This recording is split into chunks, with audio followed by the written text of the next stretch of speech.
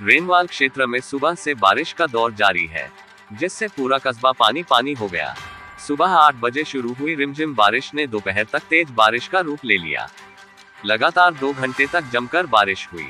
बारिश के कारण जनजीवन अस्त व्यस्त हो गया। खालडा क्षेत्र, रेगर बस्ती सहित कई निचली बस्तियों में जल भराव की स्थिति देखी गई।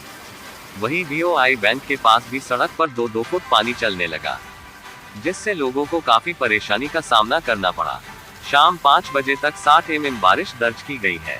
देर शाम तक लगातार रिमझिम बारिश का दौर जारी है। बारिश से रेनवाल में हर तरफ पानी ही पानी नजर आ रहा है।